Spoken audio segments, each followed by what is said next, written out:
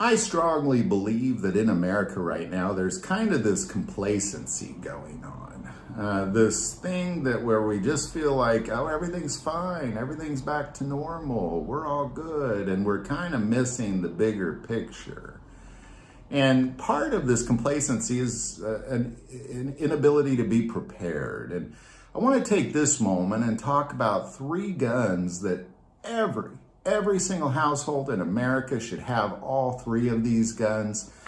And I'm going to put them in order of most important to least important, but all 3 of them are very important. Just because the third one's the third one doesn't mean it's very important. So this is what this is all about. As you prepare your family for whatever is going to happen in this world, it's very important that these 3 guns be included in your preparatory plan.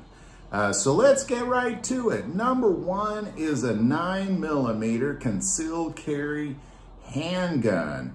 Now, why 9mm and why a concealed carry handgun? Well, it's the most practical tool in your firearm toolbox. You can go outside your home with it and conceal it. You could use it for home defense. You could use it for hunting if you really had to. But again, there's other guns that you need, but this is by far the most important. It should be the very first gun you buy. Why 9mm? Why concealed carry? Well, 9mm is a wildly available cartridge right now. It's the most common caliber. If you're gonna find deals on bulk, this is what you're gonna find.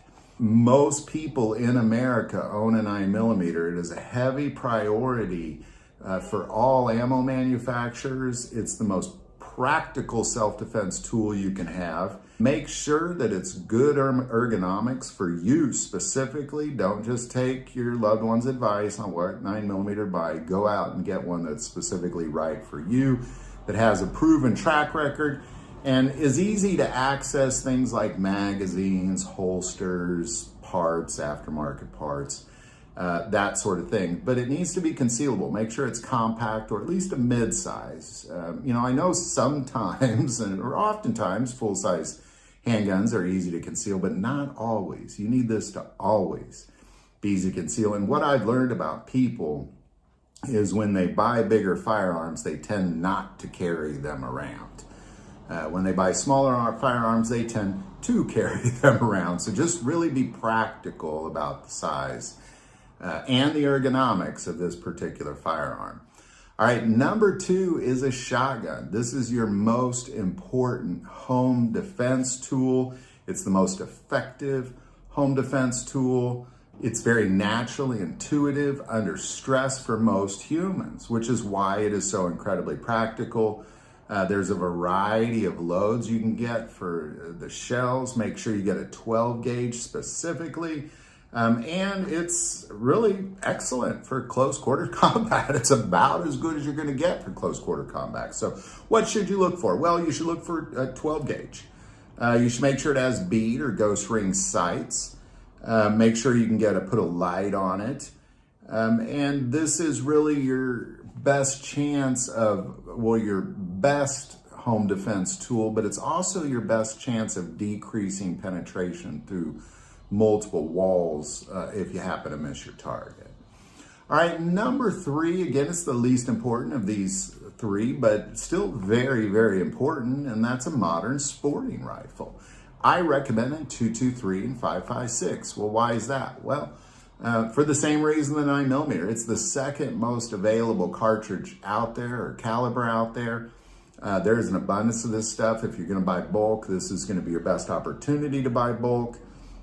Specifically, what is this good for? Well, it's good for home defense precision. It's good for hunting. It's good for kind of wilderness survival if that becomes necessary, that sort of thing. But these 3 are by far your most important firearms for preparedness. Every home in America, I believe, needs all 3 of these firearms. 9mm concealed carry handgun being the most important one. If you get one, that's the one. Shotgun being the second most important. If you get 2, that's your second one. And then finally, a modern sporting rifle. That's going to be your third. And 223 and 556 specifically. So there you go, man. Love to know your thoughts on this. If you have any insight, definitely put that below. I do want to take a moment and say if you feel called to support this channel with Patreon, that link is also below. But the most important part of this channel is we take prayer requests. So please don't ever hesitate to send that in. And in this moment, I'd like to pray for anybody watching this video. It's something God has asked me to put in these videos. I want to be obedient to it, and he loves you like crazy. The amount of love that he has for you is, I can't even comprehend it. So that's really what this is about. So Heavenly Father, Lord God, I lift up every single human watching this video right now in the moment that they're watching it, Lord.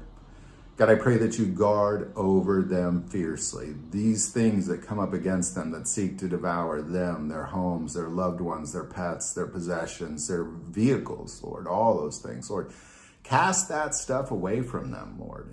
Cast that wicked thing that is not of you, those wicked things that are not of you, far away from them in the name of Jesus Christ. Lord, thank you for this protection that you give us, Lord. And God, I ask that you bless them abundantly with the good things that you have for them, Lord. And Lord, even the hard things that are good for them, Lord. Maybe hard, but it's good. If it's from you, it's good, Lord, and we want it all. And God, show yourself to us today. I want to see you in a powerful way, and show yourself to whoever's watching this as well. In Jesus' name, amen. Well, thank you for watching this episode of God, Family, and Guns. And as always, love God, love your family, and love guns.